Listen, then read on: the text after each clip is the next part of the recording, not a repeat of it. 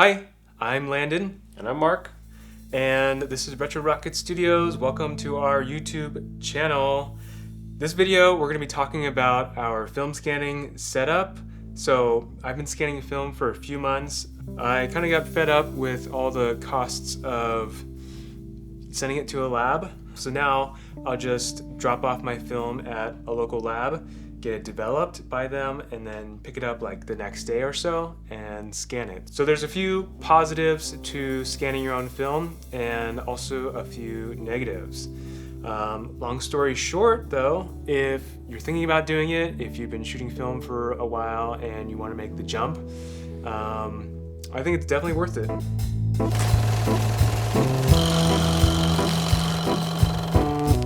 I just started taking film. Landon got me interested in film. I don't do it as often as he does. It takes me a while to finish a roll. But I do like shooting with his Leica.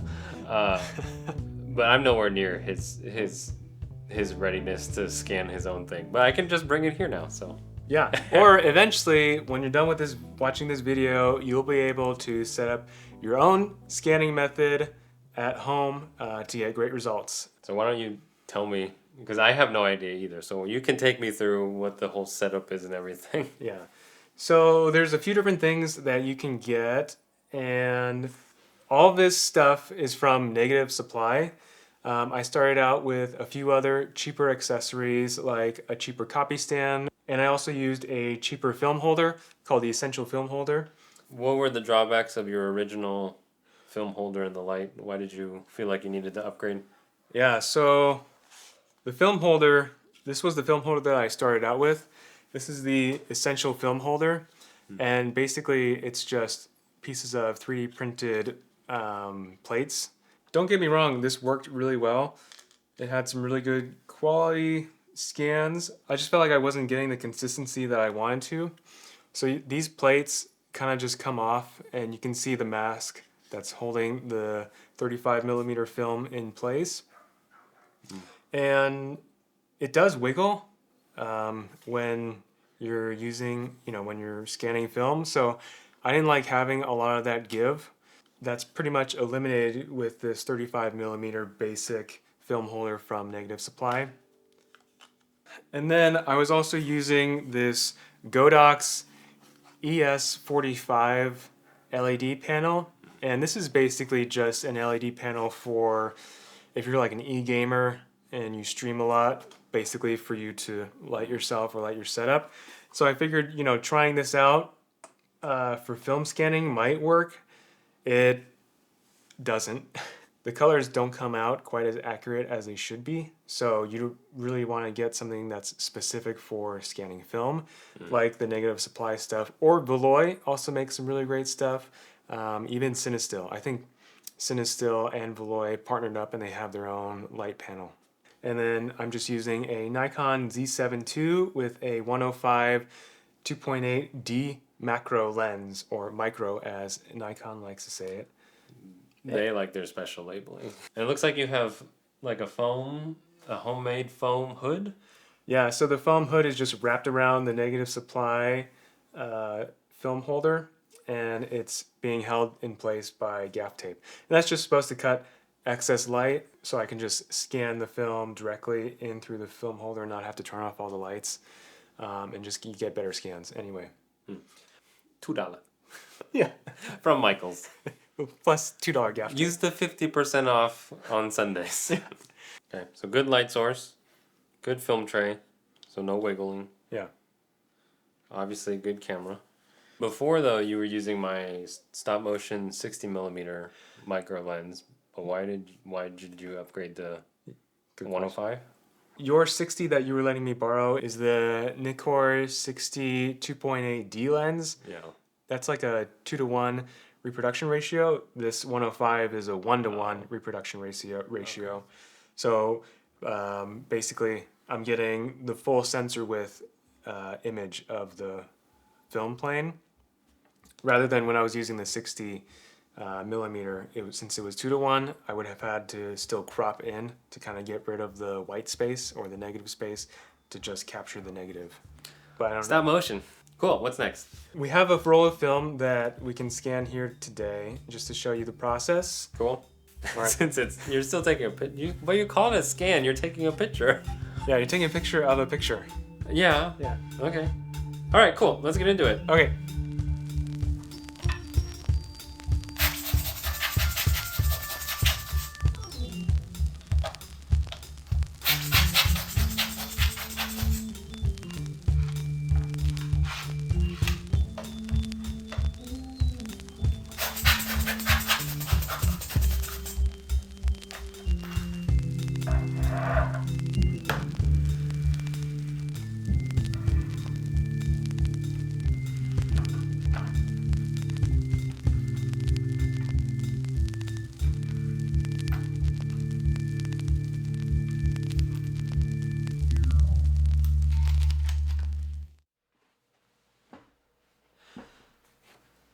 Okay, now that we finished setting up the film scanning method using all the negative supply stuff and my Nikon Z7 II, we're going to actually scan some film. So I have a roll of 35mm right here.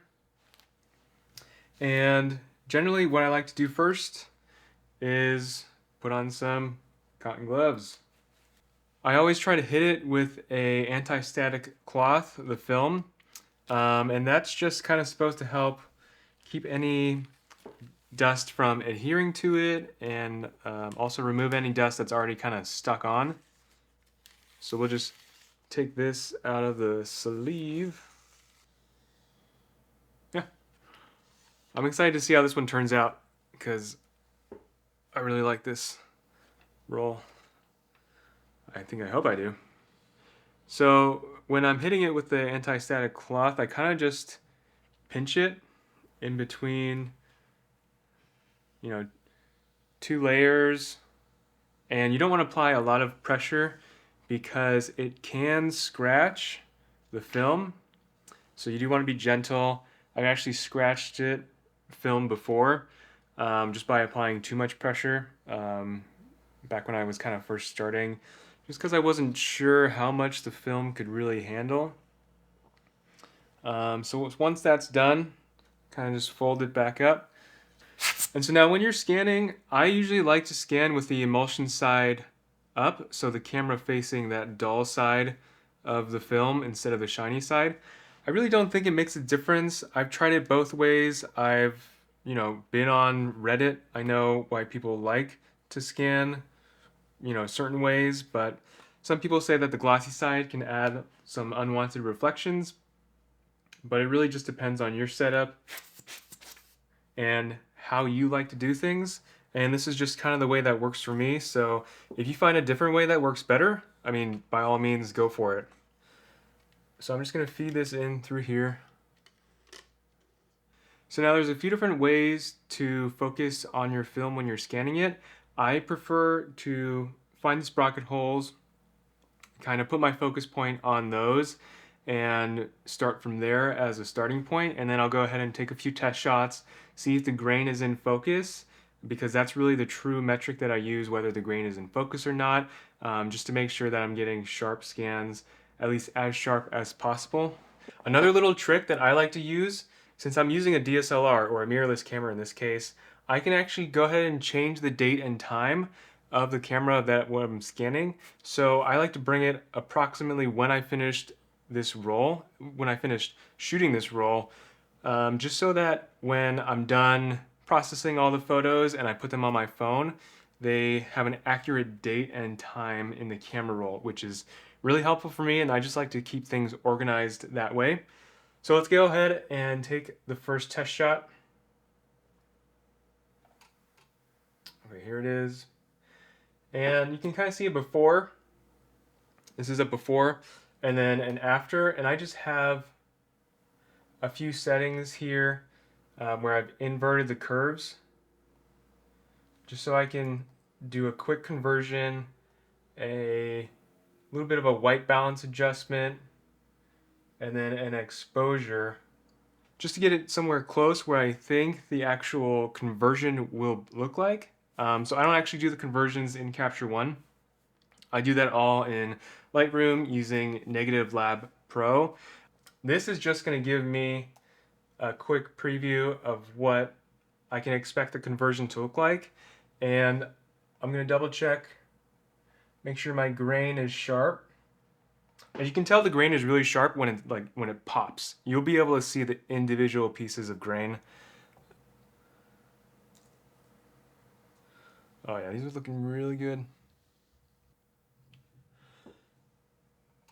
And this is where this hood really comes in handy because it's just wrapping tightly around the lens and the film holder. So it's blocking out all the extra light.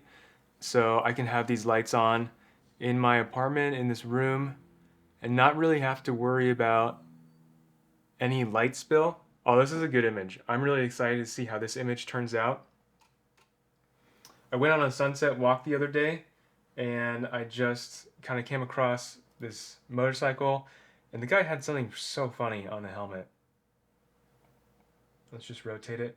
It says, he has a sticker that says, "I love toxic women." I don't know, I just thought that was funny, unique, so I grabbed a quick shot of it. So that's pretty much my scanning process. Again, I'll use a rocket blower every now and then if I start seeing dust creeping into the scans. But other than that, everything is pretty much, you just step and repeat the rest of it. And then once I'm done with this, I'll put it back in the sleeve and I'll finish processing these in Negative Lab Pro. So that's how I scan my film, just with this setup, Capture One, Negative Lab Pro. And, I'll give you some final thoughts and then we can wrap up the video. So those were some of my tips on how I like to scan 35mm film. It's pretty much the same process for 120. There's a bunch of cost savings. I think it's really great. I think right now I'm spending like $8 to just develop a roll, which before I was spending like $8 to develop plus another $20 for scanning. How long is it, your turnaround time usually? Like, is it faster or slower now? No, it's much faster now. No. So yeah, usually I'll drop off a roll and then I'll have it back either the day of or the next day, and then I'll just get to scanning.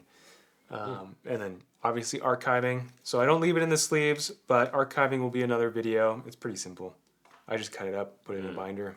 So I want to talk about some of the negatives of scanning your own film. First of all, there's a lot of sunk costs that you have to invest in. So all the equipment, you just basically buy the equipment once, and you consider that your sunk costs just to get into it. So buy once, cry once. Crying a lot, I guess. Also, part of the negatives is the learning curve. I would say basically I learned don't cheap out because you end up buying things twice. This is starting to sound like a Negative Supply ad, but they're not sponsored. Like, I just bought all this stuff by myself from researching it, looking at it on their website, on YouTube, and just kind of waiting for a sale to happen. So that's the scanning process, but let us know if you're interested in seeing how we convert the negatives into their positive counterparts, and that's a different process, another story. Stick to digital. No, don't stick to digital. I'm just kidding. Shoot film. Is life. Everybody needs to be shooting film. Honestly. Film is life. Yes, film is life. No, I enjoy shooting film too. I think it's fun. I just wish I need a better camera. An X-Pan maybe. Yeah. Everybody in the comments, tell Mark that he needs to get an X-Pan. If we can get, maybe 100 likes on this video, I'm not going to set that. I'll get an X-Pan then. We'll see. Yeah. So also, if you have any questions, just drop us a comment, or you can follow Mark and I on Instagram. Mark is at Mark Akiyama. I'm at Landon Akiyama on Instagram, and you can just drop us a DM, and we'll get back to you as soon as we can. If you have any questions or just comments, or if we're doing something wrong, if you have any tips for us on how to scan film better, we're open ears. We're always down to hear that and make the process go a lot smoother. All right. Sounds good. See you in the next one. Cheers. Cut.